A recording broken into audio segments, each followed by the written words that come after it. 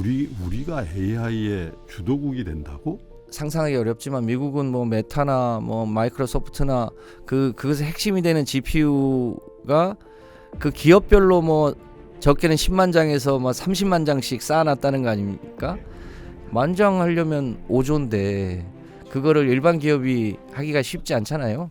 그래서 이제 그 영역을 집중적으로 정부가 투자하고 또 민간 자본도 끌어들여서 해야 되는 영역이 하나 있고요. 제조업의 AI를 통한 기술 혁신을 한참 높이는 거죠. 그 조선에도 반도체에도 이런 스마트폰에도 이 영역은 제조업이 없는 동네에서는 하기 어렵습니다. 우리가 상대적으로 좀 유리한 면이 있죠. 네, 그렇습니다. 우리나라가 또 저출산 국가 아니겠습니까? 인구가 줄어드는 게 불가피한 데다가 출산율이 0.78 수준 아닙니까? 청년들이 결혼하고 싶을 때 적어도 소위 공무원 임대 아파트 수준의 신혼부부형 공공주택 공급을 늘려줘야 합니다. 그리고 청년기에 소위 소득을 안정시켜줄 수 있는 일자리를 안정시켜줄 수 있는 고용 대책이 필요합니다. 그렇게 하면 훨씬 더 빨리 결혼할 수 있는 비율이 늘어날 수 있다고 보여지는 측면이 있습니다. 3프로TV 대선 특집 3프로가 묻고 정책이 답하다. 권프로고요. 김프로입니다. 예, 6월 3일날 대선인데 네, 얼마 안 남았어요. 네, 얼마 안 남았습니다. 근데 이번 선거에 대해서 아쉬움이 좀 있습니다. 글쎄요, 정책이 그렇게 막 제시되고 그 정책에 대한 논쟁도 별로 없네요. 워낙 프레임이 강한, 그죠? 그리고 워낙 짧은 선거 기간이다 보니까, 그죠? 그리고 또 뭐랄까 이게 글쎄요, 관심은 많은데 뭐 마음을 이미 정하신 분들도 많고. 그러니까 여기서 딱 대선이 되면 나는 이런 대한민국을 만들겠습니다. 난 이런 대한민국을 만들겠습니다. 그런 걸 보면서 우리가 저 리더를 뽑아가지고 이런 식의 미래를 생각해보면 어떨까? 저런 식의 리더를 생각해보면 어떨까? 이런 기대를 하게 되는 것도 어떤 선거의 묘미이긴 한데 요즘에는 그런 얘기들이 좀 많이들 관심이 좀 덜해진 것 같긴 해요. 하지만 저희는 다뤄야죠. 디테일에 또 묘미가 있죠. 디테일의 묘미가 있죠. 그래서 저희는 이번에 대선 후보들의 공약과 국민들이 생각하는 어떤 경제 이슈들에 대한 부분들에 대한 의견을 여쭙기 위해서 그 더불어민주당의 중앙선거대책위원회의 정책본부장을 맡고 계신 김성환 의원님을 모셨습니다. 안녕하십니까? 안녕하세요. 불러주셔서 감사합니다. 네, 아이고 저희가 너무 바쁘실 것 같아요. 한참 선거 전이고 또 유세도 나가셔야 되고 그렇죠? 민주당 입장에서는 만약에 우리 국민들이 이 주권자 우리 국민들께서 민주당의 이재명 후보를 선택해 주신다면 새로운 5년 동안 이 윤석열 정부가 망쳐놓은 여러 영역의 문제들을 어떻게 회복하고 발전시킬 것인가에 대한 책임이 있기 때문에 새로운 미래 설계를 안 할 수 없지 않습니까? 이제 그런 면에서 정말 책임감이 있고 또 두려움도 있고 또 그런 긴장감도 있고 그런 마음입니다. 잘 설계해서 대한민국이 한 단계 더 도약할 수 있는 전환점이 될 수 있도록 해야 되는데 여러 영역이 다 섞여 있잖아요. 악마가 디테일 속에 숨어 있으니까 그 악마를 드러내면서 가장 효율적인 방법으로 경제 성장도 하고 또 그거를 효율적으로 분배도 해야 되고 그런 숙제들을 잘 하기 위한 여러 가지 로드맵을 내부적으로 검토하고 있습니다. 근데 일단 뭐 화두는 성장인 것 같아요.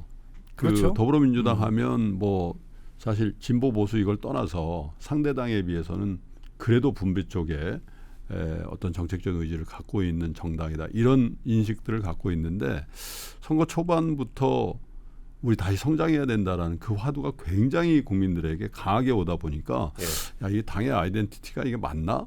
당 내부에서도 그런 논의가 좀 있는 거 아닙니까? 그 사례를 좀 볼 필요가 있는데요. 2000년대 초반에 미국과 유럽의 GDP 규모가 비슷했습니다.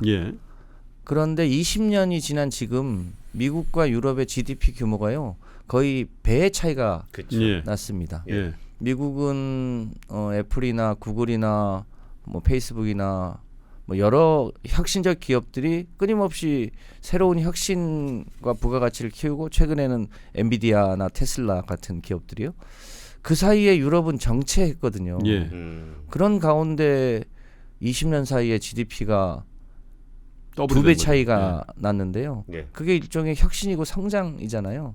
성장을 해야 분배도 있는 건데 이러다가 대한민국이 예를 들면 유럽이나 남미처럼 되지 말라는 법이 없지 않습니까? 예. 그런 면에서 누가 집권을 하든 일종의 이 세계 이 시장 경제 속에서 살아남고 혹은 더 앞서가기 위한 성장 정책을 고민하지 않는 거는 책임 있는 집단이라고 보기 어렵죠. 그런 면에서 민주당도 당연히 성장하고 분배하고 이런 걸 선순환할 수 있도록 성장의 방점을 찍는 건 저는 기본이라고 생각합니다. 내부에는 약간 초기에 예. 그게 주는 의미에 대해서 좀 다소 어색해하는 분도 있었는데 지금은 뭐 당에서도 충분히 이해하고 네. 다 함께하는 분위기입니다. 근데 사실 분배는 예. 어떻게 나눠줄 거의 문제이기 때문에 주체를 누구로 둘 것이며 얼마를 줄 것인가 요게 이제 분배 정책이잖아요. 예. 근데 성장 정책은 약간 좀 두루뭉술하잖아요. 뭘 해야 되는가라는 부분에서 이렇게 성장이라는 키워드를 던지긴 했지만 그럼 어떻게 성장할 것인가라는 부분들은 또 이게 또 굉장히 다양하게 들어갈 수가 있잖아요. 그렇습니다. 네, 그런 부분들에 대해서도 어느 정도 좀 방향성이 좀 있으신가요? 그러니까 이제 세계가 어디로 가고 있는가, 세계의 경제 동향은 어떠한가, 세계의 산업 동향은 어떠한가, 그 속에서 한국이 갖고 있는 장점은 무엇인가, 이 장점을 어떻게 살려서 한 단계 업그레이드 할 것인가, 이게 다 이제 종합적으로 그려져야 되는 건데 예. 지금 뭐 잘 아시는 대로 이제 산업혁명 기준으로 보면 1차 산업혁명은 기차와 석탄이 주도했고요, 2차 산업혁명은 자동차와 석유가 주도하지 않았습니까? 예.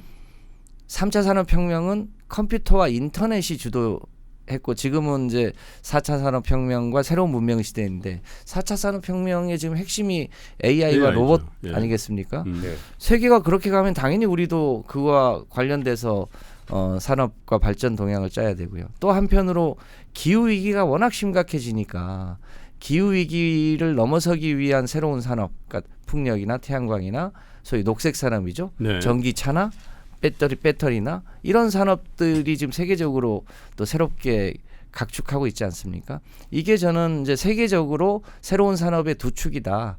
AI를 중심으로 한 디지털 전환, 이 기후 위기에 맞서는 재생에너지를 중심으로 한 에너지 전환, 이게 두 축이고 기왕에 이제 한국이 가지고 있는 현재 가장 큰 장점이 소위 이 K 문화 아닙니까? 네. 이 한국의 이 콘텐츠. 가지고 있는 이 문화 컨텐츠, 예. 이건 이미 이제 세계적으로 정평이 나 있으니까 이거를 바탕으로 해서 소위 AI와 재생 녹색 산업을 두 축으로 해서 새롭게 대한민국의 발전 전략을 짜는 건 뭐 거의 지금은 과학계나 기업에서도 다 동의하는 분위기인 것 같습니다. 이걸 중심으로 해서 발전 전략을 짜야 되는 게 지금 숙제죠.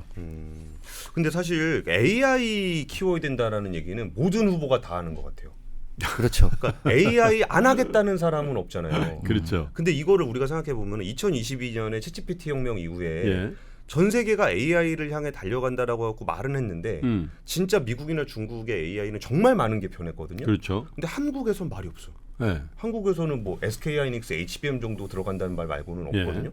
그럼 도대체 우리가 다 AI 한다고 말은 했는데 그럼 그동안은 왜 우리는 AI에서 뭐가 부족했었고 그러면 만약에 집권을 하게 되신다면 어떤 정책들을 말로 그냥 AI 열심히 할게요 얘기 말고 진짜 그동안 뭘 안 했기 때문에 앞으로 뭘 하겠다. 예를 들면 예. 그 김대중 정부에서 초고속 인터넷망이라는 국가적인 화두를 던지고 그렇죠. 또 그거를 정말 정책적인 어떤 의지를 가지고 밀었잖아요. 예. 그 결과가 사실 우리 인터넷 환경이라든지 여러 IT 산업에 정말 큰 역할을 했듯이 지금 아까 이 산업혁명 이후에 여러 가지 어떤 진보된 어떤 스테이지별로 이제 구분해 주셨는데 지금 AI 어떻게 보면 초기일 수도 있거든요, 사실. 예.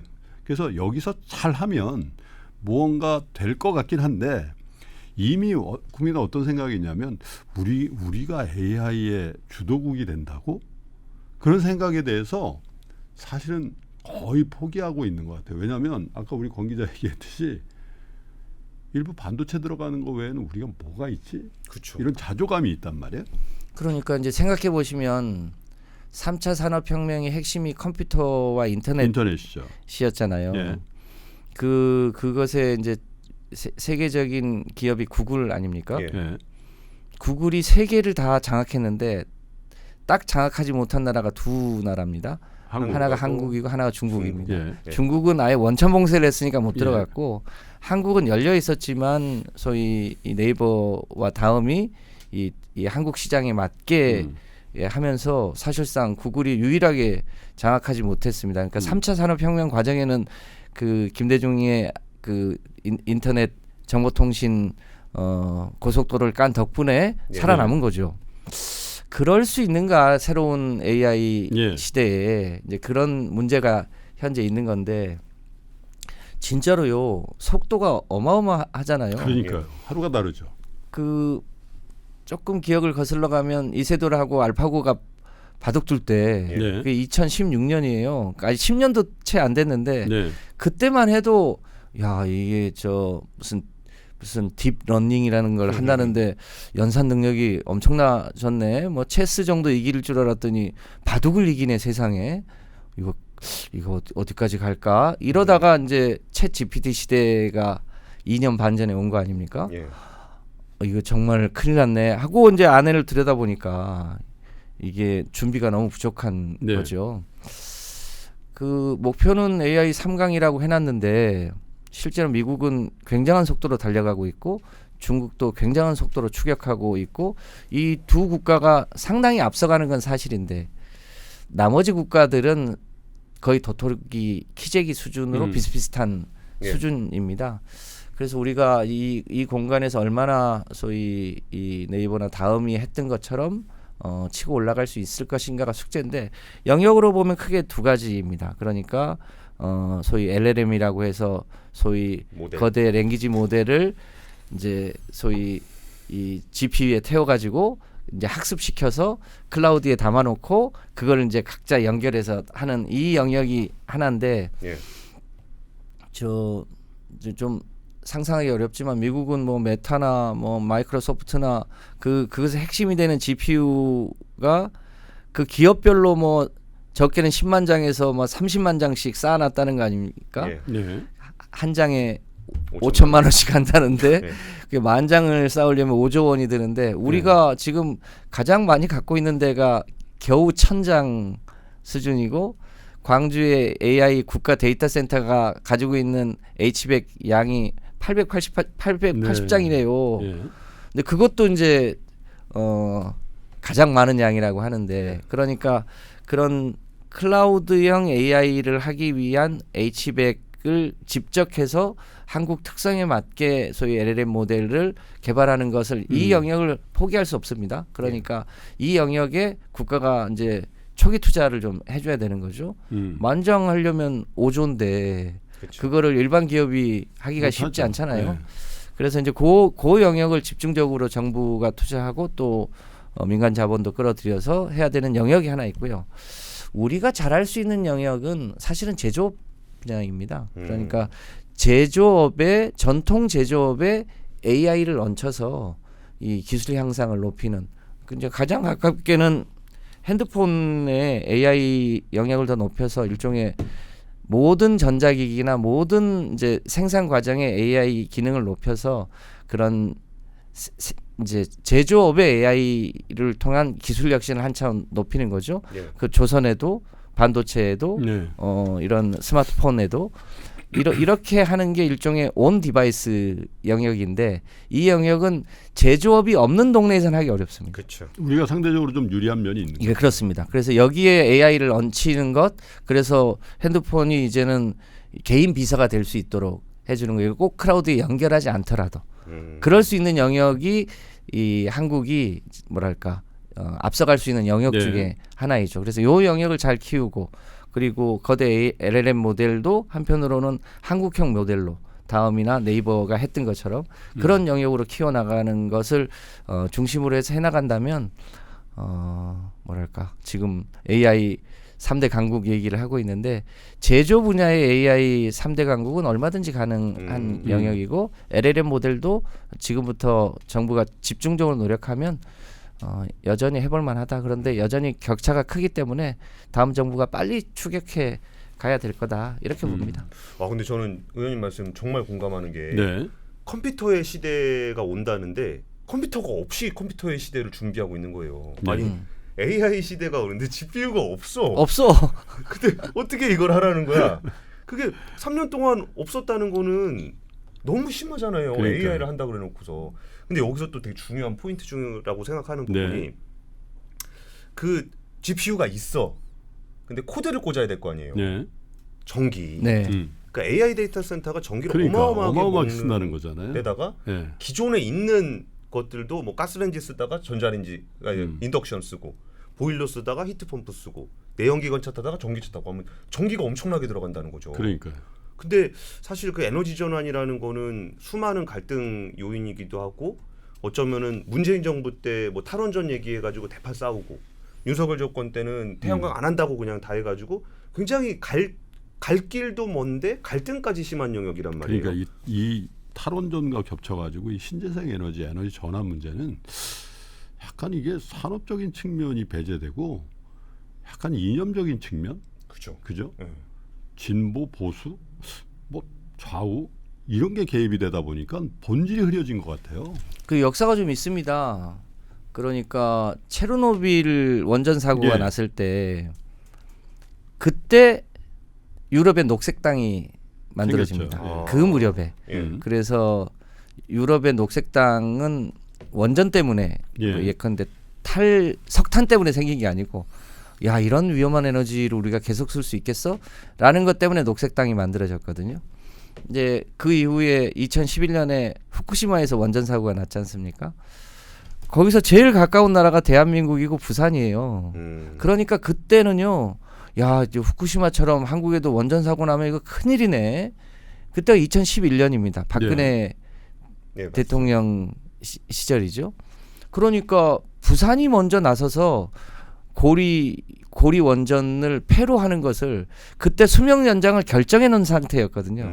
그런데 부산 시민들이 나서서 이거 그만하자라고 하니까 고리 2호기를 문을 닫는 결정을 박근혜 정부에서 합니다. 그러니까 그때만 해도 후쿠시마 원전 사고 직후라 이 탈원전 이 이슈가 굉장히 컸습니다. 그런데 이제 그 약간 이제 기억에서 멀어진 측면도 있고 그 이후부터 갈수록 소위 기후 위기가 훨씬 더 절박한 문제로 떠오릅니다. 근데 이제 원전은 위험하지만 이 이산화탄소를 발생하는 건 아니고 그러니까 이걸 원전을 다시 해야 돼 말아야 돼 이런 이슈는 조금씩 늘어나고 지금 중요한 거는 원전은 안전하게 관리하는 에너지원이고 지금 중요한 거는 석탄과 LNG나 석유나 이런 걸 빨리 없애서 기후위기에 미치는 영향 소위 이 탈탄소를 빨리 하는 게 핵심이야. 그걸 어떻게 하는 게 가장 좋아라고 하는 게 핵심인데 세계적으로 재생에너지를 중심으로 하고 원전을 보조에너지원으로 쓴다. 원전도 괜찮은 에너지지만 사고가 나면 엄청난 희생을 치러야 되기 때문에 가급적 사고 위험이 적은 재생에너지를 쓰는 게 맞겠다. 이게 이제 세계의 보편적인 생각인데 한국은 말씀하신 대로 이게 약간 이념화되면서 재생에너지 대 원전이 서로 제로섬 게임을 했단 말이죠. 그러면서 정작 탄소를 줄이는 일은 상대적으로 소홀했죠. 그러다 보니까 지금 이런 OECD 이 선진국 중에 재생에너지 비중이 가장 낮은 나라가 됐고 여전히 석탄과 LNG 비중이 매우 높은 그런 구조를 갖고 있어서 이것을 빨리 바꾸는 게 굉장히 이제 중요한 숙제가 되어 있습니다. 말씀은 그 원전에 대한 거는 뭐 어쩔 수 없는 부분이 있다 이렇게 생각하시는 것 같네요. 그러니까 저희가 처음부터 원전 발전소를 만들지 않았다면 모르겠는데 이게 다 경로이행 법칙이 있는 거 아닙니까? 저희도 박정희 때 원전을 지었고 이 국토의 면적 대비 원전의 총량이 가장 밀집도가 높은 나라입니다. 그렇죠. 위험성도 상대적으로 크고요. 이제 그런 면에서 기왕에 만들어 놓은 원전은 안전하게 이 관리 해야 하고 예. 그리고 이제 30년이 보통 이제 설계 수명인데 그것을 안전을 전제로 해서 수명 연장을 할 수 있느냐 없느냐의 문제에서 안전하다면 조금 더 쓸 수 있도록 해보자 정도이고 다만 이것을 더 확대할 것이냐 이 문제에 대해서는 국민적인 공론이 좀 더 필요한데 세계적인 추세로 보면 재생에너지가 10배 더 투자 규모가 큽니다. 그렇죠. 세계적으로 보면 네. 그러니까 한 10대 1 정도예요. 재생에너지 비중과 원전 비중이. 투자금 기준으로. 그렇습니다. 그러면 넓은 시장에서 놀아야 할 거 아닙니까? 우리 산업적 측면에서 보더라도 세계적인 동향이 그러하면 우리도 당연히 그런 정도의 감각을 갖고 원전을 일종의 보조 에너지원 정도로 하고 재생에너지를 빨리 키워야 재생에너지와 관련한 산업도 키우고 일종의 기후에 대한 부담도 줄이고 그러지 않겠습니까? 근데 그걸 자꾸 제로섬 게임을 하니까 에러가 좀 있는 거죠. 이제라도 이제 빨리 탈탄소에 초점을 두고 재생에너지 중심으로 하면서 기왕에 만들어진 원전은 안전하게 관리하면서 보조 에너지원으로 쓰는 이런 정도의 일종의 에너지 타협, 에너지 공감대 이걸 넓혀 나가야 될 시기인 것 같습니다. 그러나 결코 확장을 추진하지는 않는다 이런 말씀이시네요, 그죠? 원전에 대해서. 그렇습니다. 이게 후쿠시마 원전이 대표적인 건데 도쿄전력에서 후쿠시마에 원전을 세웠잖아요. 네. 세울 때 절대로 사고 나지 않아 이렇게 하고 세웠다는 겁니다. 그런데 지금 도쿄전력의 누구도 그 후쿠시마 주민들한테 그 얘기를 하지 못하지 않습니까? 그러니까 원전에 관련한 격언은 이 원전은 사고 확률이 0.00001%밖에 안 됩니다. 이렇게 얘기를 하는데 그 0.00001%가 실제로 사고가 나는 순간 거의 재앙적 수준이기 때문에 그래서 가급적 지양해야 될 일이고 그렇기 때문에 안전 요소를 계속 높여나가고 있는데 그러니까 지금 세계적으로 보면 풍력이나 태양광이 원전보다 훨씬 더 싼 에너지가 되어 있습니다. 아직 한국은 여전히 풍력이나 태양광이 좀 더 비싼데 네. 한국도 2030년 정도면 풍력이나 태양광이 원전보다 더 싼 에너지로 바뀌는 순간이 곧 올 텐데 지금 약간 비싸다는 것 때문에 자꾸 이제 원전을 뭐 싼 에너지로 계속 해야 될 에너지처럼 얘기하는 분들이 계신데 그거 역시 뭐 세계적인 추세랑은 좀 다른 측면이 있습니다. 네. 근데 뭐가 됐든 원전하고 태양광하고 싸우니까 화석연료들이 되게 좋아하는 것 같아요. 그 뒤에 숨어 있습니다. 그러니까 아니 어째 둘 다 무탄소니까 저는 사실 지금 의원님 말씀도 좀 아쉽긴 해요. 뭐 원전 아무리 빨리 키우려고 해봐야 그렇게 많이 커지지도 않아요. 오래 걸려 거기는. 근데 굳이 이렇게 확장은 안 하겠다라고 얘기하신 부분들은 여전히 원전 분들의 마음속에 조금 남지 않을까라는 생각이 좀 국민 들긴 의견을 들어서 결정하겠다. 네. 알겠습니다. 많이 어떻게 보면 현재 경제 상황이라든가 아까 성장의 방점을 둔 경제 정책들, 공약들 이런 것들이 사실 원전에 대한 태도도 조금은 완화된 것 같긴 해요. 그죠? 그 전에 비해서는. 그리고 성장을 얘기하게 되면 이제 우리가 규제 얘기를 안 할 수 없습니다. 근데 저희가 삼프로 TV가 이제 그 대선 후보와 그 공약에 대해서 얘기할 때 그냥 우리끼리 질문하는 게 아니고 정말 국민들, 산업계, 기업계 이런 데들의 진짜 그 대선 후보와 그 집권 정당에 대해서 어떤 얘기를 물어보고 싶으신가를 저희가 대한상의에다가 뭐 의뢰를 했습니다. 워낙에 이제 대한상의가 전국적인 조직망을 갖고 있고 중소 중견 기업들이 다 들어가 있잖아요. 정말 많이 들어가 있죠. 정말 뭐 일부 대기업 들어가 있는 정경이 뭘로 바뀌었죠? 한경영. 한경협이나 이런 데들보다는 전국적인 조직이기 때문에 네. 지역 상위 가면은 뭐 중소기업 사장님도 엄청 많이 오거든요. 네. 그래서 그런 분들이 물어보고 싶은 질문들을 저희가 좀 모아봤습니다. 네. 근데 거기서 이제 규제 얘기는 많이들 해요. 그리고 규제를 더 강화해서 기업들을 못 살게 굴겠다라고 공약을 하는 사람은 없어요. 모두 다 규제 혁신을 얘기합니다. 그러니까. 그럼에도 불구하고 매번 정권이 바뀔 때마다 규제 혁신이 나오는 이유는 이 규제가 아까 종합에 대해서 의원님 많이 강조를 해주셨는데 요 규제를 풀어봐야 여기서 걸리고 요 규제를 풀어봐야 여기서 걸리고 GPU를 깔아봐야 전기가 없고 전기를 깐다 그러면 재생에서 걸리고 원전에서 걸리고 석탄에서 걸리고 막 그러다 보니까 이거를 아예 진짜 어떤 특정한 지역을 선정을 해서 메가 샌드박스를 만드는 거예요. 요 지역은 진짜 규제 혁신 지역이야. 그냥 규제 단위로 요거 풀어주고 저거 풀어주고 저거 풀어주는 게 아니라 정말 지역 경제를 활성화시킬 수 있을 정도로 기업인들이 마음껏 여기서 혁신을 할 수 네. 있게끔 메가 샌드박스를 조성해보자 라는 의견이 좀 나왔는데 이런 의견에 대해서는 좀 어떻게 생각하십니까? 네, 뭐 그 큰 틀의 발상은 뭐 전적으로 동의를 하고요. 대체로 이제 규제와 관련해서는 정해진 정답이 있습니다. 규제 풀어야지 당연히. 다만 건강이나 환경이나 네. 이런 부분까지 풀 수는 없잖니.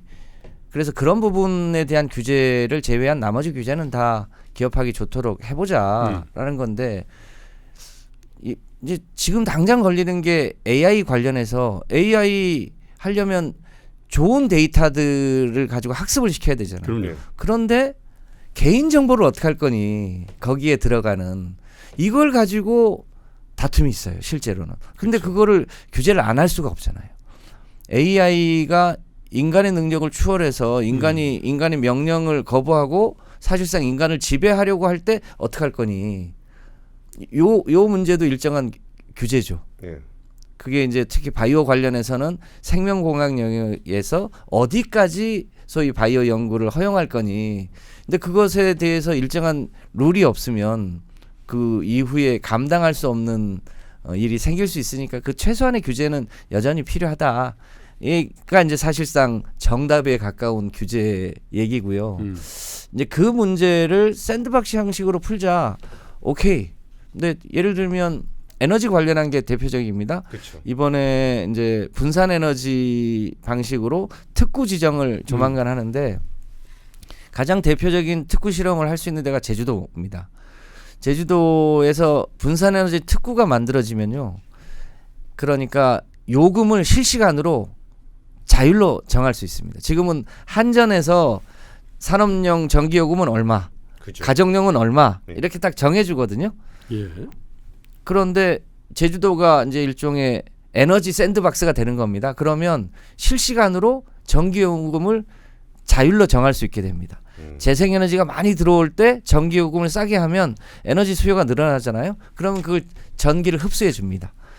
그랬다가 밤 시간대 재생에너지가 적을 때 요금을 올리면 그렇게 저장해 놨던 것을 토해내서 일종의 에너지 밸런스를 맞출 수 있는데 그걸 현재는 전국적으로 실험할 수가 없어요. 그러면 제주도 같은 데서 실험을 해서 일종의 재생에너지 기반의 새로운 에너지 시스템을 제주도에서 실험을 하는 거죠.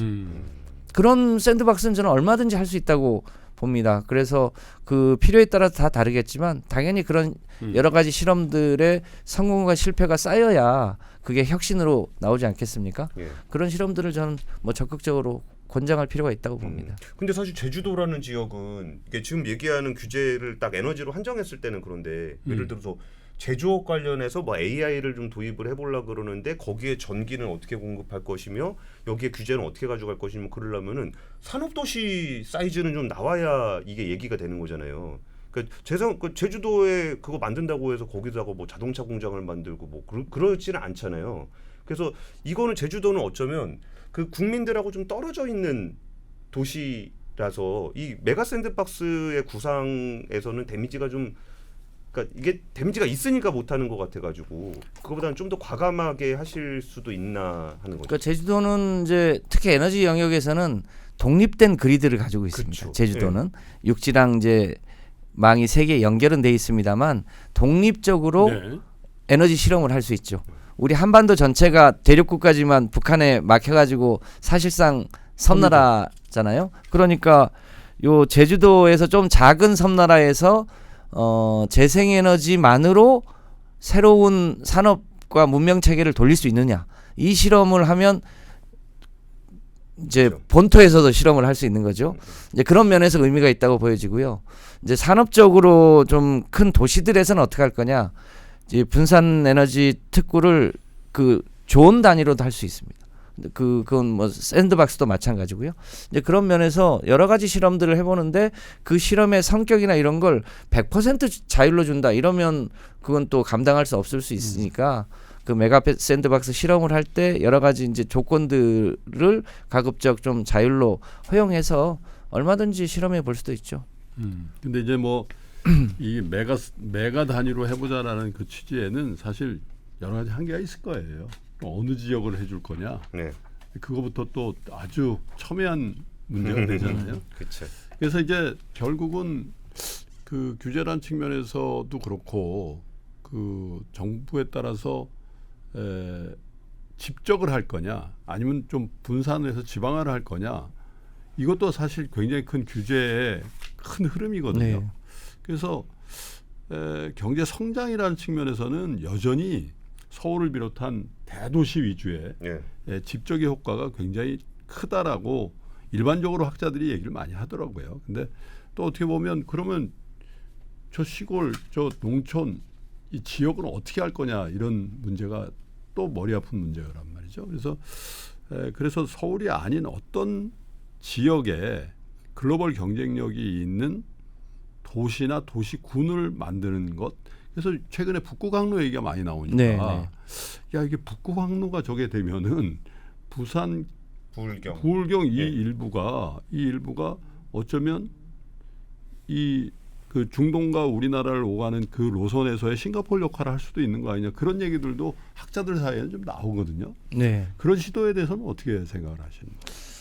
그렇죠. 김경수 지사 시절에 소위 이제 그런 개념으로 부울경 메가시티 네. 얘기를 했는데 정권이 바뀌고 나서 이제 없던 얘기가 돼버리지 않습니까? 근데 그런 면에서 그 지역별로 일종의 특화 발전을 시키는 것은 전 매우 의미 있다고 보여집니다. 네. 우리는 이제 연방제 국가가 아니다 보니까 유럽의 많은 연방 국가들이 30만에서 100만 이내의 일종의 지역 단위로 산업과 경쟁력을 키워온 경험들이 있는데요. 저는 조금 새롭게 본다면 이제 미국에서 가장 혁신이 많이 일어나는 동네가 소위 캘리포니아의 실리콘밸리잖아요. 네. 그 실리콘밸리가 갈수록 커진답니다. 그래서 요즘 실리콘밸리의 끝에서 끝까지 가는데요. 도심을 관통해서 가면 3시간 걸린대요. 캘리포니아 전체 면적으로 보면 우리 남한의 한 4배쯤 돼요. 네. 그러니까 우리는 어쩌면 요 남한에서 서울과 지방의 뭐 격차나 뭐 이런 얘기를 하지만 미국 정도의 사이즈로 보면 네. 캘리포니아보다 더 작은 곳에서 지금 이제 공장이 있고 또 R&D가 서울 쪽에 몰려 있고 이런 거라 그렇게 큰 시각을 좀 키우면 그렇게 큰 문제가 아닐 수도 있다. 다만 그럼에도 불구하고 좀 더 국가가 균형 발전하려면 예. 어떻게 해야 되느냐 이런 문제가 있는데 세계적으로 보면 지금 가장 핫한 이슈 중에 하나가 소위 지리 경제학적 관점에서 예. 기술 혁신과 공정 혁신이 빠르게 혁신하는 데가 혁신의 속도가 높다는 겁니다. 그렇죠. 그러니까 소위 연구소와 공장이 가까이 붙어 있어서 연구한 게 그 공장에서 실제로 작동되는지를 예. 보면서 혁신의 속도를 높이는 게 소위 이 세계적인 추세라는 거거든요. 예. 그런데 사실은 이제 그 울산에 있던 이 현대중공업의 연구소가 판교로 갔죠. 서울 근처로 올라왔고 예. 자동차 연구소도 마찬가지로 공장은 여전히 울산에 있는데 이 수도권으로 화성에 올라왔단 그래서 말이죠. 안 간다는 거잖아요. 그러니까요. 네. 이게 이제 멀어지긴 했는데 세계적인 관점에서 보면 아주 먼 거리는 아니다. 근데 다만 조금 더 가까운 곳에서 연구하고 가까운 곳에서 공장을 돌리는 요것을 우리가 포기해서는 안 되겠다. 이런 측면이 저는 있다고 보여집니다. 이제 그런 걸 감안하더라도 그러면 지역이 갖고 있는 장점이 뭐냐. 이 문제는 살펴봐야 될 텐데 지금 세계가 다 소위 금융 중심의 세계화 정책이 사실상 이제 한물 가고 소위 기술 중심의 소위 산업 정책, 제조업 중심으로 세계가 다시 지금 유턴하고 있는 거 아닙니까? 이제 그런 면에서 조선 공장을 서울로 띄울 수 없잖아요. 네. 자동차 마찬가지이고요. 저 창원의 기계 산업 예. 못 가져옵니다. 예. 그러면 사실은 거기에다가 AI를 입히고 거기에 좋은 대학의 인력이 그쪽으로 공급될 수 있도록 하는 그게 하나가 있을 수 있고요.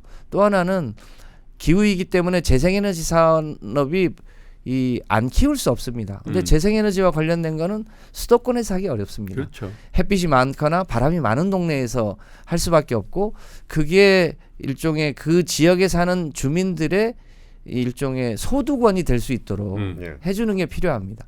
그러니까 그 이제 태양광만 해도 저 여주 구양리 모델이나 저 신안 모델을 보면 주민들이 참여해서 연간 뭐 100만 원에서 200만 원 정도의 수익이 생기면 예. 그거는 굉장히 주요한 원천 소득이 될 수 있거든요. 이제 그런 거를 좀 많이 만들게 되면 굳이 서울에 있는 것보다 수도권에 있는 것보다 그 해당 지역에 바람 많거나 햇빛이 많은 동네에 사는 게 더 부가가치가 커지면 그쪽으로 자연히 이제 옮겨가는 수요들이 생길 수 있습니다. 현재는 수도권이 계속 빨아들이는 수요였는데 예. 그 수요를 다시 지방의 원천적 경쟁력을 키우면서 다시 분산하는 이런 거를 키워야 되고요.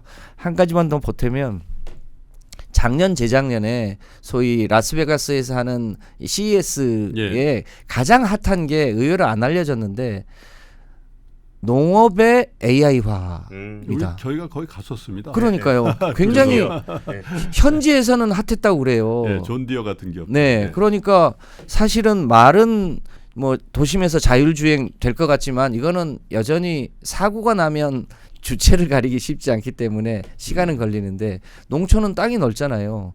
그러니까 트랙터나 이양기나 이런데 AI를 붙여서 이제는 힘들게 노동하는 게 아니라 농업을 기계화하고 AI화 하는 것 이게 굉장히 중요한 거거든요. 예. 그러면 그거는 누가 하냐?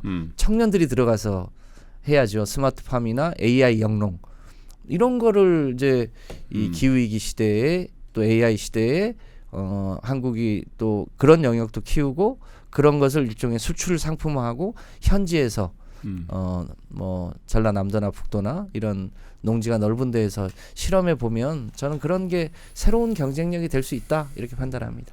알겠습니다. 또 제가 또 제조업 되게 좋아하잖아요. 네. 그래가지고 이게 산업단지 얘기하시니까 갑자기 좀 생각나는 것들이 좀 있는데 네.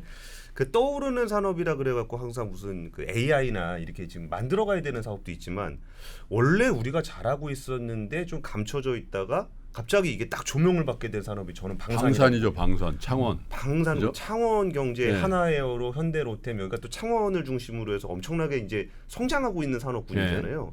이런 방위산업 같은 쪽은 좀 어떻게 보세요? 저는 최근에 방위 산업이 한국의 제조업 경쟁력을 보여주는 대표 산업이라고 봅니다. 예.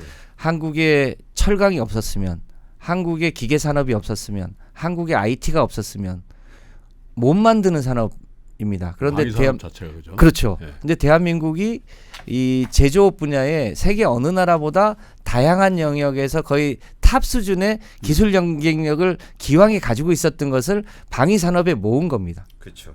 그러니까 동력과 IT와 저 뭐 이런 걸 다 모아가지고 예. 일종의 탱크도 만들고 비행기도 만들고 그렇게 하고 있는 거 아닙니까?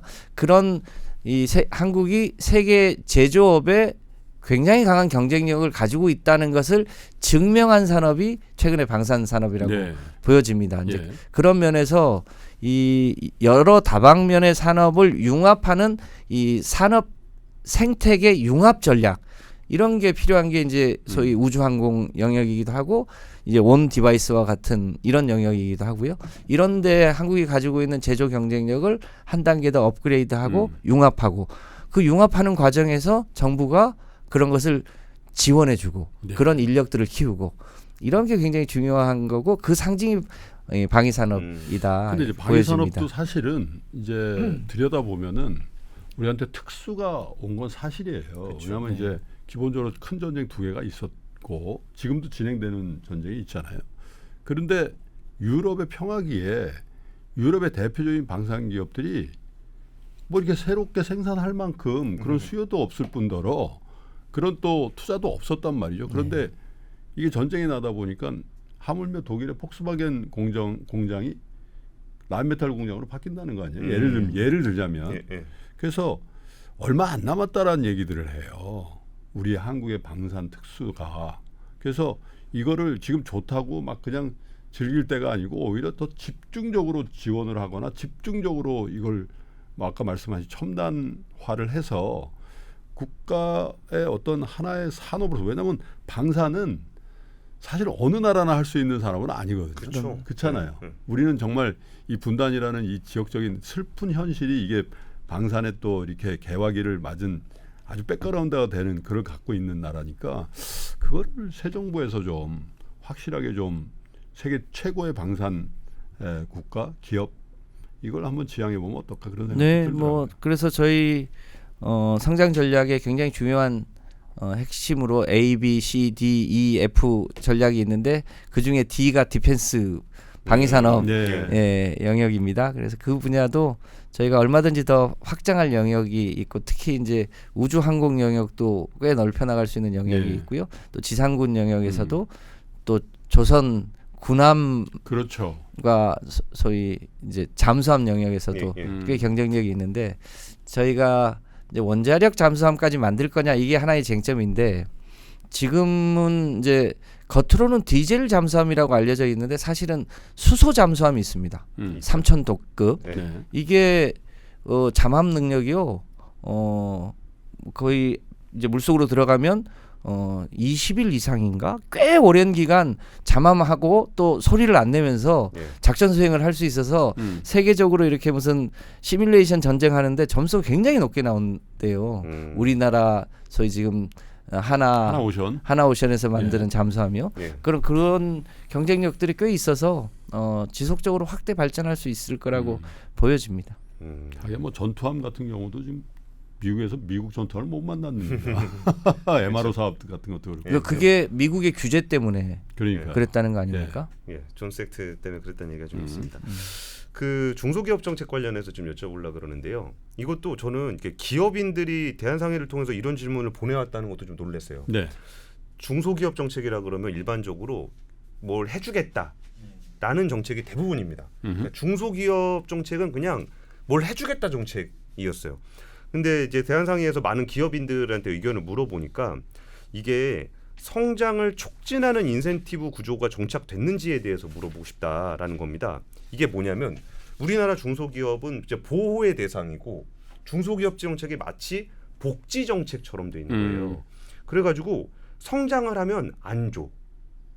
그래서 스케일업이 안 돼. 네, 머물러 있게 만들어야 돼. 그러니까 머물러 있는 사람들은 그냥 따뜻하게 맞아요. 그냥 지내는 거고 성장을 하면 안 줘. 그래서 이른바 피터팬 증후군이라 그래가지고 이게 성장을 하면 오히려 중소기업, 중견기업의 6%가 나 다시 중소기업으로 돌아갈까를 검토를 한다는 거예요. 근데 이거를 많은 분들이 문제라고 생각을 하면서도 그렇다고 중소기업 정책에 약간 페널티를 준다라는 얘기를 또 하기가 또 되게 어려워하는 거거든요. 그래서 성장에 비례해서 인센티브를 주는 방식으로 중기제도를 개선할 생각이 있는지 이건 IMF에서도 거의 IMF나 월드뱅크에서도 계속 우리나라에다가 지적하는 부분이거든요. 여기에 대해서는 좀 어떻게 생각하십니까? 그러니까요. 이제 저도 그 관련해서 그 어떤 제도적인 장벽이 있나 살펴봤더니 그 기업 규모별로 일종의 투자세액 공제율이 다르더라고요. 네, 그 중소기업은 국가 전략 기술은 중소기업일 때는 25%인데 중견기업이 되는 순간 15%로 줄어들고 신성장 원천 기술은 12%에서 6%로 줄어들고 일반은 10에서 5로 줄어드니까 그러니까 당장 이 세금 공제액이 절반으로 줄어드는 거예요. 그렇죠. 그래서 이제 일정하게 이제 유예 기간을 준다고는 하는데 이게 제가 중소기업을 하는 저 오너여도 이 중견기업 되는 것보다 세금 혜택을 받으면서 중소기업으로 남는 게 더 남는 장사 아니야? 이렇게 생각할 법하겠어요. 이 기준을 왜 나눴는지는 좀 더 판단해보고 원천적으로 이렇게 가는 게 맞는지 여태껏 깊이 고민을 못 해봤는데 원천적으로 한번 고민해 봐야 할 대목이 아닌가 싶습니다. 그래서 적어도 이런 투자세액 공제의 장벽 때문에 이 중소기업에 남아 있으려고 하는 거는 혁신을 가로막는 측면이 있잖아요. 그래서 요거를 조금 더 원천적으로 고민해서 적어도 그 장벽 때문에 더 키울 수 있는 기업을 멈추게 하는 일은 없도록 해야 되겠다. 이런 생각을 근본적으로 사실 합니다. 왜 그런 생각을 저희들도 이제 스타트업을 한 지 한 6, 7년 되거든요. 근데 이제 네. 이렇게 하다 보면 그 권역에서 조금 성장을 하는데 1, 2, 3, 4, 5, 6, 7, 8, 9, 10, 11, 12, 13, 14, 15% 정도 되면 이제 이걸 쭉 미는 힘이 부족하니까 사실 이제 저희 내수가 이렇게 큰 나라가 아니니까 여기 한국에서 1등을 해서 글로벌 시장에 나가서 경쟁해서 1등하는 그 로드맵이 쭉 나와주면은 거기에 도전하는 이런 기업가 정신을 가진 사람들이 많이 나올 텐데 결국 여기서 1등 해봐야 뭐 저 글로벌 시장에서는 안 돼. 이런 패배 의식들이 전반적으로 쫙 확산이 되면은 더 이상 이제 기업가 정신을 발휘할 수 없는 그런 상황이 된단 말이죠. 그래서 한국 출신의 기업가들이 세계 무대에서 우리 K-팝이 진짜 이렇게 주도하듯이 어떤 섹터에서는 한국계 새로운 기업들이 주도하는 그런 모습들이 시범 케이스 나와주면은 아마 그런 것도 우리 한국 분들이 굉장히 또 빨리 따라하고 그러잖아요. 예. 그런 것들이 좀 필요한 것 같습니다. 그래서 좀 고민이 있는데 지금 이제 산업부와 중소기업부로 나뉘어져 있지 않습니까? 네. 맞습니다. 그러니까 이게 규모별로 덩치 큰 소위 대기업과 산업은 예. 산업부가 하고 예. 그렇죠. 예. 저 벤처 스타트업이나 중견기업까지는 중기부가 예. 하고 있고 네. 또 중기부 영역에는 시장이나 소상공인 영역도 붙어 있습니다. 맞습니다. 그러다 보니까 이런 식으로 국가가 그 기업을 규모가 작으면 중소기업부가 예. 하고 규모가 크면 산업부가 하고 이게 갖는 비효율이 있는 건 아닌가. 그래서 지금은 이제 산업 생태계 전체에서 소위 벤처 스타트업으로 시작하고 거기 이제 소위 죽음의 계곡을 통과할 때 그것을 금융정책을 통해서 지원하고 그게 중견기업으로 성장하고 그게 일종의 산업별로 대기업군과 함께 이 수평적으로 상생 협력할 수 있는 산업별 생태계를 전체적으로 보면서 이 성장할 수 있도록 하는 것을 지원하는 것을 예. 전체적으로 봐야 되는 거 아닌가. 네, 맞습니다. 이제 그렇게 보면 지금의 이 중소기업부는 청에서 이렇게 출발을 하긴 했는데 그 안에는 실제로 도와줘야 되는 뭐 재래시장이라든지 소상공인들이라든지 자영업이라든지 이런 거는 사실상 좀 지원을 해줘야 되는 영역이고요. 네. 예. 벤처 스타트업은 끊임없이 규모는 작지만 소위 기술 혁신을 그렇죠. 통해서 성장해서 궁극적으로는 그 자체로 더 키워져야 하고 그건 이제 산업별로 봐주는 게 훨씬 더 사리에 맞아 보이거든요. 이런 경우도 있어요. 그래서 이걸 예를 들면 어떻게 하는 게 이제 맞을지 고민입니다. 우리 이제 스타트업을 만들어서 벤처기업이 되고 벤처기업이 어느 정도 성공하면 여기에 많은 투자자들이 있게 되잖아요. 네. 그럼 투자자들 입장에서는 어떻게 엑시트하나? 엑시트해야 또 다른 스타트업을 네. 하죠. 엑시트 나쁜 게 아니라 엑시트를 투자자가 엑시트 해야지만 다른 스타트업 존에도 더 많은 투자가 일어나니까. 근데 지금은 유일한 방법이 상장밖에 없습니다. 그러니까요. 거의. 그래서 제가 이제 금융이라든지 이런 데 회의에 참석을 해보면 그래서 이게 이 상장밖에 없다. 그러면 이제 그 주제가 나와요. 이거 어차피 중소기업부에서 해야 될 문제인데요. 라는 얘기가 그분들이 뭐 책임 회피가 아니라 일상적으로 그 책임 소관들이 있으니까요. 그래서 어떻게 이 벤처 생태계를 더 대형화해서 글로벌 경쟁력이 있는 기업으로 이제 탈바꿈시킬지에 대한 부처 간 협력 가지고 이게 될까 그런 한계를 좀 많이 그런 느끼게 고민이 좀 있습니다. 그래서 그거를 산업 전체적인 산업별 생태계로 보고 그 산업에서 이제 스타트업부터 이렇게 쭉 커나오면서 그 산업 전체의 파이를 키우면서 전체적인 이제 생태계를 키우는 이게 필요한데 굳이 비교하자면 한국의 반도체는 대기업 외끌이로 해왔거든요. 그러니까 삼성전자와 SK 하이닉스의 투탑을 중심으로 소위 하청 계열화되어 있는 건데 대만의 TSMC만 해도 굉장히 두툼한 중소기업 생태계와 굉장히 수평적으로 협업하고 있어요. 그런 상태로 보면 이제 산업부와 중기부 영역이죠. 이게 하청 계열화될 문제가 아니라 이게 수평적 협업 관계로 전환하려면 산업 전체의 생태계를 맞습니다. 봐줘야 되는 측면이 있어서 사학 시대가 있어요. 이 문제를 어떻게 할 것이냐 이게 굉장히 중요한 해결 과제로 보여집니다. 저는 여기에 대한 결론을 가지고 있습니다. 뭐예요? 청년 기업을 지원하면 됩니다. 청년 기업. 근데 청년 기업이 네. 청년이 하는 기업을 얘기하는 게 아니에요. 청년처럼 뭔가를 성장하고 혁신하고 뭔가를 더 미래를 위해서 가는 기업 여기를 지원을 해야 되는 거고 OECD가 우리나라에 대해서 지적했던 게 중소기업 정책이 우리나라에 1,600개가 있다는 거예요. 그래서 이것저것 받아가지고 그냥 이 지원금 받으면서 계속 살면 되는 거지. 네. 그러니까 어르신들 연금 받아 생활하듯이 네. 나라 지원금, 중소기업 지원금 받아갖고 연명하는 쪽에는 오히려 지원을 좀 줄여야 되는 거고 청년들처럼 미래를 성장하기 위해서 이렇게 뛰는 기업들은 그 기업 주가 청년이냐 어르신이냐 이게 중요한 게 아니라 그런 의지와 꿈을 가진 기업들을 지원하는 게 좀 이 중소기업 정책이 변해야 되는 부분이 아닌가라는 생각이 좀 들긴 합니다. 정부 부처의 어떤 그 획기적인 변화도 한번 원점에서부터 생각해 볼 나름인 것 같습니다. 네. 네. 그 소상공인이라든 뭐 자영업자 네, 부분은 네. 사실 중소기업하고 중소기업하고는 좀 다른 권역이라고 좀 보여요. 아까 말씀하신 지원의 그쵸? 영역이니까. 네. 네. 그리고 우리 또 자본시장 얘기 안 할 수 없죠. 네. 우리 좌절된 상법 개정안 살려주실 겁니까?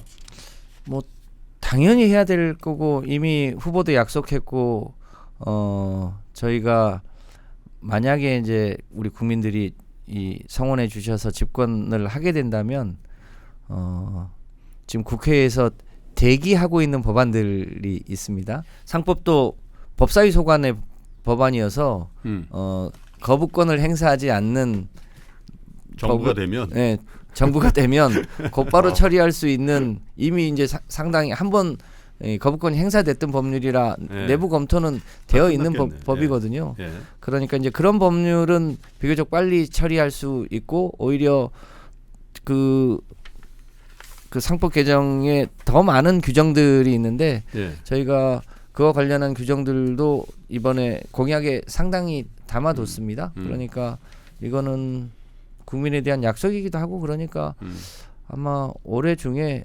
집권하면 곧바로 할 수 있지 않을까 싶은데요. 그건 뭐 저 후보도 저희 방송에 나와서 그 공개적으로 얘기를 한 부분이니까 네. 또 그와 관련된 여러 법안들도 지금 속속 발의가 되고 있다고. 네, 그렇습니다. 예.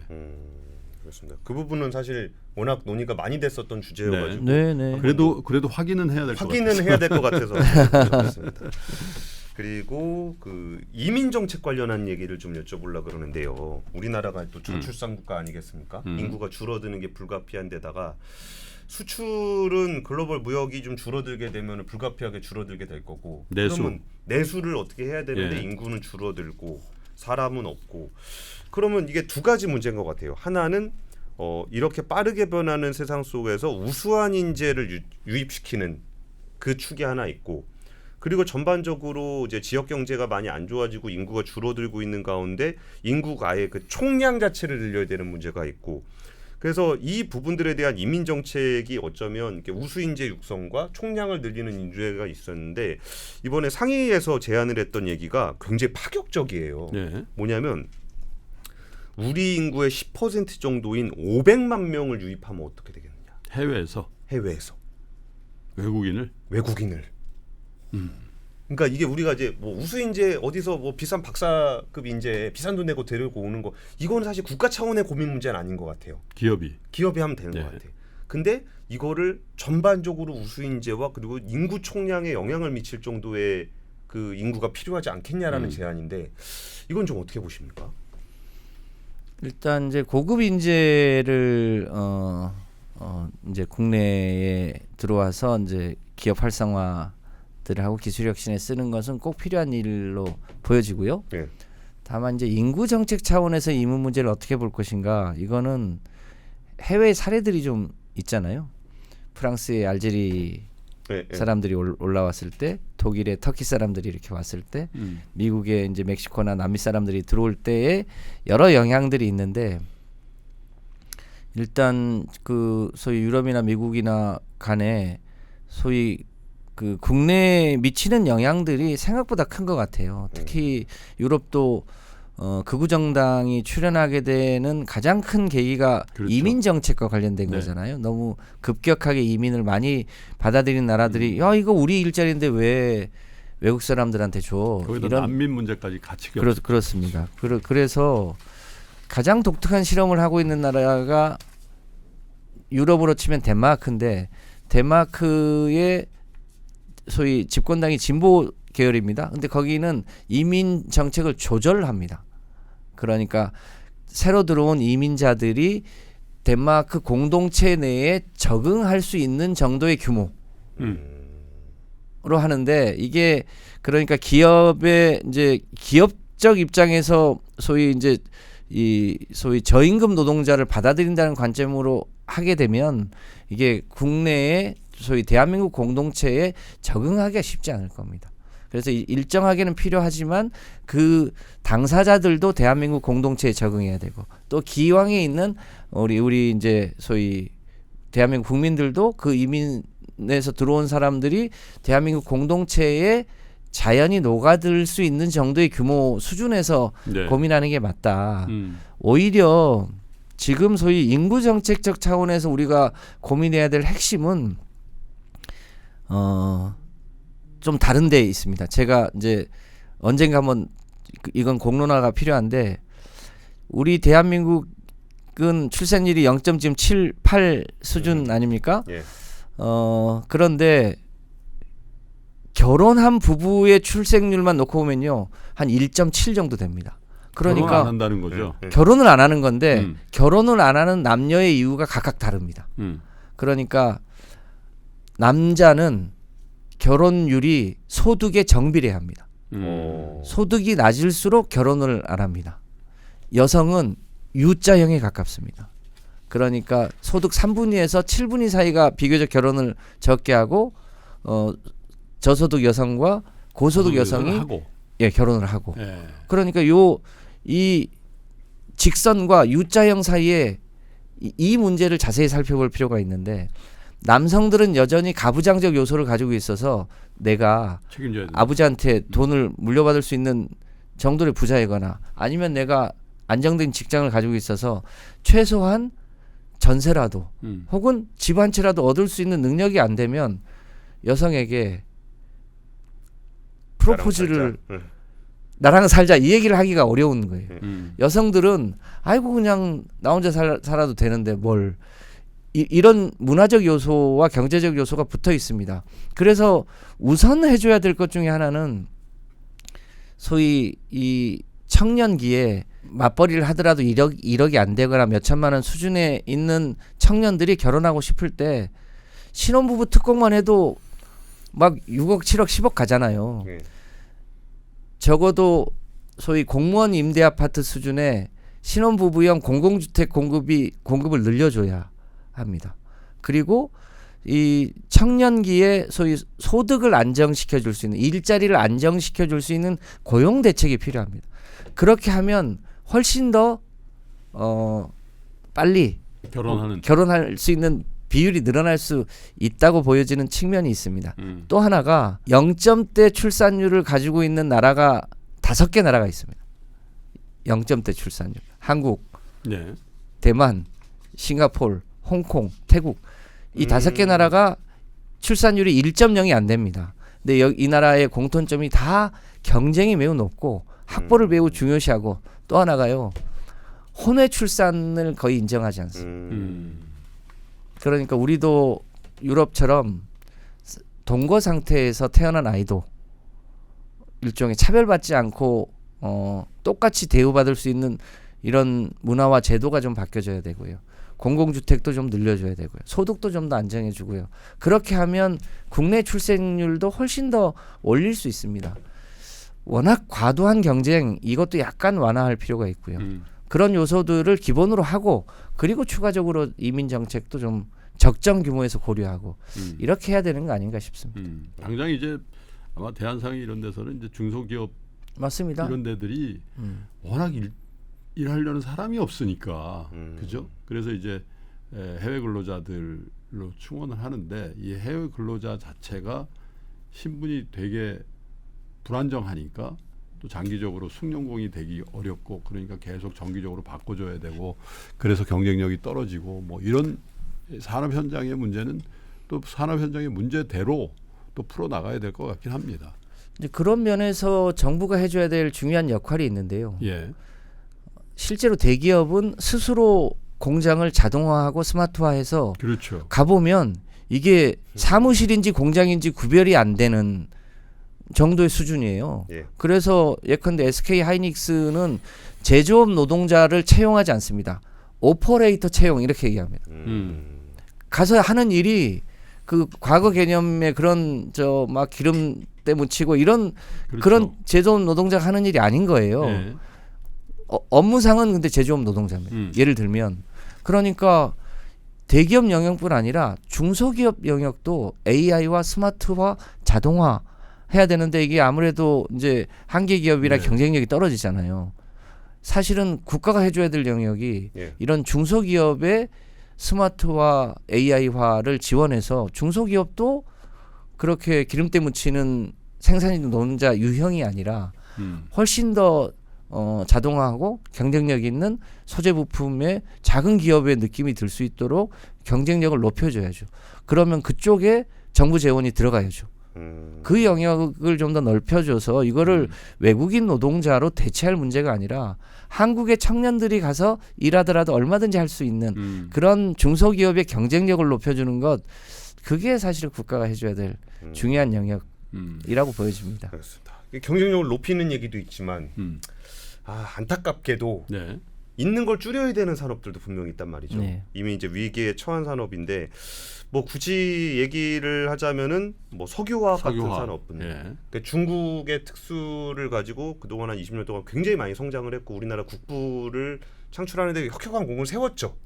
근데 중국이 이거를 이제 석유화학을 수직 계열화를 하면서 어마어마하게 늘리다 보니까 우리의 그 석유화학 산업은 솔직히 뭐 다양한 노력은 하겠지만 구조조정은 불가피해 보이거든요. 그러면 결국은 석유화학업계가 이거를 뭐 M&A를 하든지 아니면 설비를 폐쇄를 하든지 뭐 이런 뭔가의 그 다운사이징이 필요할 건데 꼭 석유화학뿐만이 아니다라고 하더라도 이 좀 위기에 처해 있는 우리나라를 지금까지 이끌어왔지만 위기에 처해 있는 주력 산업을 어떤 식으로 대해야 될까요? 정책적으로.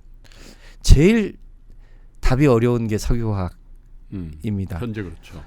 엎친 데 덮친 격으로 중국이 이미 이제 내수 시장을 거의 자국의 석유화학 산업으로 채운 데다가 값도 상대적으로 싸니까 그 울산, 여수, 지금 대산 요 지역에 지금 석유화학 단지가 이미 규모를 줄였거나 문 닫았거나 뭐 이런 상태잖아요. 네. 거기에다가 내년에 이제 울산에 소위 SOE라고 샤인 프로젝트. 예, 저 사우디하고 해서 합작한 샤인 프로젝트가 이제 내년에 공장을 열잖아요. 근데 여기는 상당한 가격 경쟁력이 있을 거거든요. 그러면 이제 앞뒤에서 다 치이는 상황이 생기는데 더군다나 이 석유화학이 근본적으로 보면 탄소를 발생시키는 산업이에요. 그러니까 기후위기 시대에도 뭔가 좀 새로운 변신이 필요한 그렇죠. 영역이라 앞뒤로 지금 다 치이고 있어서 이거를 정부도 좀 적극적으로 참여한 가운데 일부 경쟁력이 떨어지는 것은 구조조정을 하고 통폐합도 하고 또 한편으로는 석유화학 내에서도 소위 정유산업 영역이 있고 석유화학이 약간 부가가치가 높은 것을 네. 생산하는 스페셜티. 그런 것도 있어서 그렇게 좀 한 단계 업그레이드하는 구조 전환이 불가피해 보입니다. 이제 그런 과정에서 약간의 실업도 생길 수 있는데 새로운 정부가 반드시 해결해야 될 영역으로 보여집니다. 숙제니까 적극적으로 피하지 말고 풀어야겠죠. 그러니까 이제 진짜 어려운 문제죠. 왜냐면 진짜 어렵죠. 뭐 TV 화면에 이런 거 나오잖아요. 뭐 군산 뭐 예를 들면 뭐 GM 자동차입니까? 떠난 다음에 거기 상가라든지 다 황폐화되는 그런 모습들이 이제 한번 딱 나와버리면 공무원들이 뭘 하려 그래도 야 저거 구조조정하면 저런 모습 또 나오겠네. 이렇게 되니까 이제 뭘 못하는 거예요. 그러니까 사실 이건 뭐 뭐 집권을 할는지 안 할는지 모르겠지만 집권을 하게 되면 책임은 아니거든요, 사실은.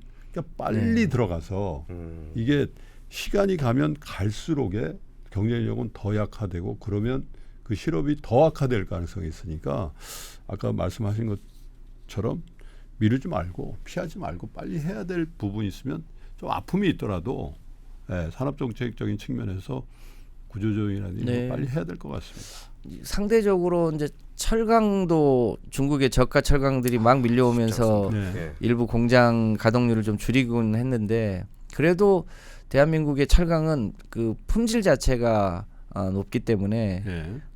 버틸만 한데 이제 이건 특히 철광석을 재련하는 과정에 석탄을 쓰고 있어서 우리나라 이산화탄소 발생의 15%가 이 철강에서 나오고 있거든요. 그래서 그거를 빨리 소위 수소환원 제철과 재생에너지 기반의 전기로 통으로 바꿔야 되는데 최근에 그 수소환원 제철 관련한 30만 톤 규모의 이 R&D 시설을 이제 그 예타를 통과하고 있는데 30만 톤 하는 시설 짓는데 8천억이 든답니다. 그러니까 이게 유럽도 그렇고 다른 나라도 그렇지만 이걸 전환하는 과정에서 국가 차원의 보조금을 철강회사에 주는 거예요. 근데 대한민국은 그 R&D 하나 하는데도 저 문재인 정부 때 100만 톤 규모를 하려고 했던 거를 30만 톤으로 줄이는데 3년 걸리고 규모도 줄이고 그랬는데 이제 이런 산업 전환 과정에서 국가가 어느 정도로 재정 지원을 할 거냐 이런 것도 굉장히 중요한 숙제입니다. 네, 알겠습니다. 예민한 이슈 하나 여쭤보겠습니다. 이재명 후보가 주 4.5일제를 얘기를 하셨는데 심지어 임금 감소가 없대요. 그래서 뭐 근로자들은 좋겠지만 그 일자리가 유지가 될 수 있을까? 라는 것에 대한 걱정들을 많이들 해요. 물론 52시간제에서도 논란은 많지만 뭐 일하는 사람이야 적게 일하면 좋지만 과연 이렇게 우리 그 경제가 돌아갈 수 있을까에 대한 걱정을 많이 하는 가운데 여기에 추가로 4.5일제를 얘기하셨다는 말이에요. 네. 그러면 이거는 뭐 진짜 도입을 하시려고 그러는 겁니까?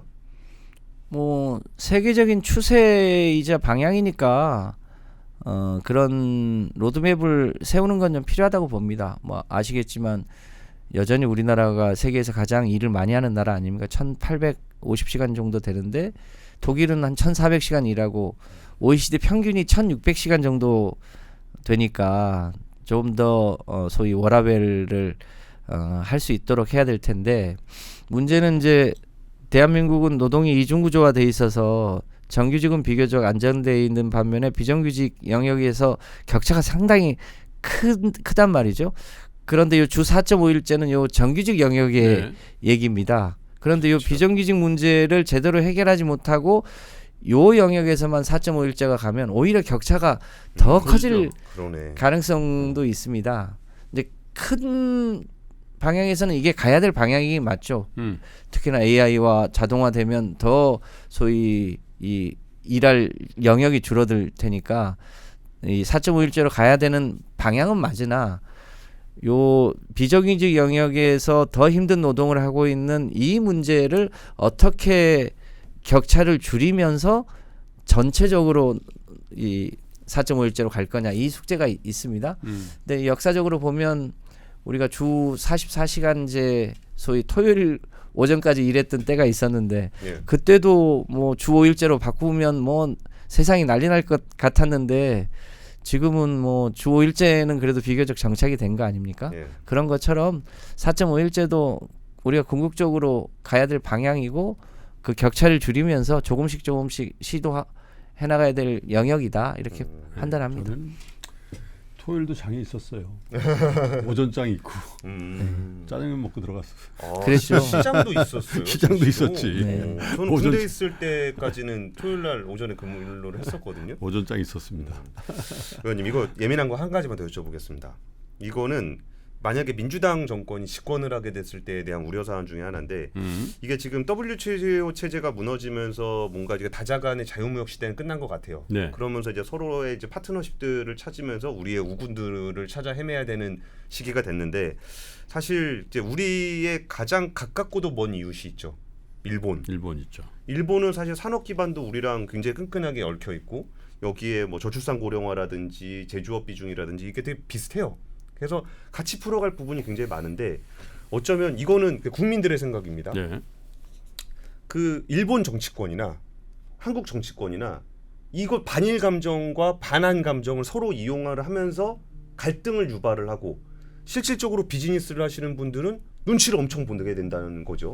그래서 이게 뭐 특별히 어느 정권의 문제냐라고 얘기할 문제는 아니지만 이거는 분명히 그 우리나라나 일본의 리더십들에서 이 문제를 어떻게 보고 계신지가 좀 궁금해요. 이게 일본이라는 파트너를 어떻게 보고 계신가요? 경제산업적인 측면에서 과거 김대중 정부, 노무현 정부도 모두 이 과거사 문제와 지금 현재의 문제를 좀 나누어서 보자. 과거사는 과거사대로. 네. 그렇지만 현재에 있어서 한국과 일본이 경제 문화적으로 교류하고 이런 것은 적극적으로 하자라고 했는데 사실은 뭐 우리 책임도 전혀 없는 건 아니겠지만 일본의 정치권이 오히려 많이 이 과거사 문제를 현재로 끌어올려서 갈등을 유발한 측면이 없지 않죠. 그래서 여전히 그것은 조금 분리해서 접근할 필요가 있고 그런 측면에서 한국과 일본은 좀 더 적극적으로 특히 경제적인 면에서는 교류 협력을 할 필요가 있다고 생각합니다. 근데 조금 더 넓게 보면 지금 이제 경제 측면에서도 세계의 흐름 자체가 바뀌는 건데 1980년에 레이건과 대처가 중심이 돼서 금융 중심의 세계화 정책, 소위 신자유주의라고 예. 하는 정책을 그때 폈단 말이죠. 그러니까 우리는 금융을 중심으로 소위 돈 되는 일을 해볼게라고 했습니다. 공장은 어디에 있어도 상관없어였습니다. 당시 전제가. 그렇게 45년이 흐르고 나서 보니까 실제로 저 미국과 영국의 제조업 공장이 다 사라졌습니다. 최대 수혜자가 한국, 중국, 일본이었습니다. 근데 사실상 이제는 금융 중심의 경제 질서가 이제 사실상 해체됐다 이렇게 보는 게 맞고요. 지금은 기술 중심의 소위 산업 정책 이게 중심이 된 거죠. 자국에 좋은 기술이 있는 공장을 많이 만들어서 좋은 일자리를 만들고 거기서 부가가치를 만들자라고 하는 게 이제 전 세계의 새로운 경쟁이 되어 있는 시스템 아니겠습니까? 이제 그런 면에서 보면 핵심이 소위 기술 혁신을 통해서 국내에 좋은 일자리를 얼마나 많이 만들게 할 거냐. 이제 그런 차원에서 이제 미국이 소위 관세 정책을 들이대니까 그 외에 그러니까 한국에서 좋은 제품을 많이 만드는 게 일단 기본이고 그리고 그것을 미국 외에 이제 일본이나 러시아나 동남아시아나 아프리카나 남미나 이런 데 소위 수출을 다변화하고 또 그런 차원에서 유사한 정책을 갖고 있는 일본하고도 보다 적극적으로 협력하고 이런 게 이제 새로운 경제 흐름의 핵심이라고 볼 수 있죠.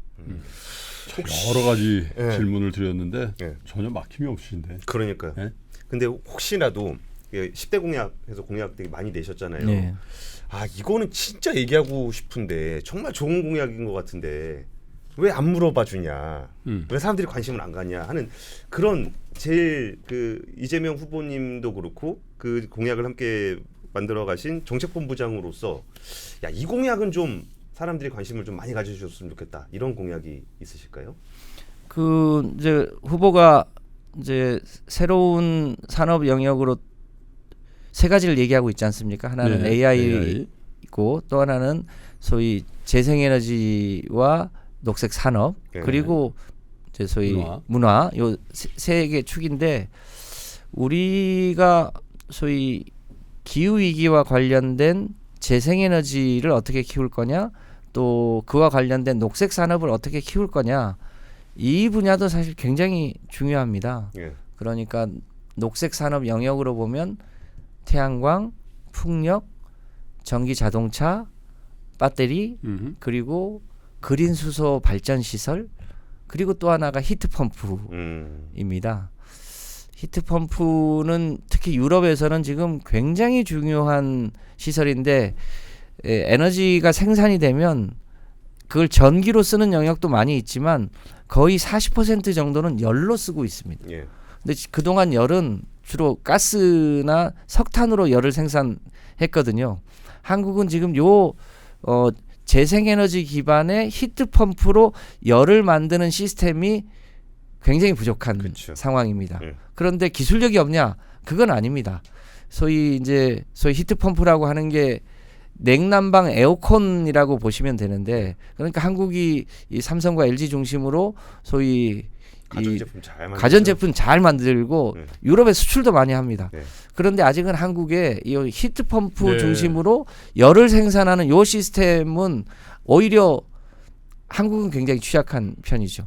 저희 이제 대선 공약에 보면 재생에너지와 관련된 녹색 산업을 키우겠다, 이런 영역도 저 공약에 담겨 있습니다.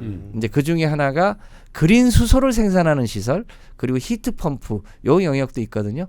그래서 풍력, 태양광, 뭐 전기차, 배터리뿐 아니라 요 히트펌프도 잘 키워서 지금도 저 지방에 가면요, 우리 동네 도시가스가 안 들어와요. 언제 도시가스 놔줄래요? 이게 굉장히 중요한 민원인데, 네.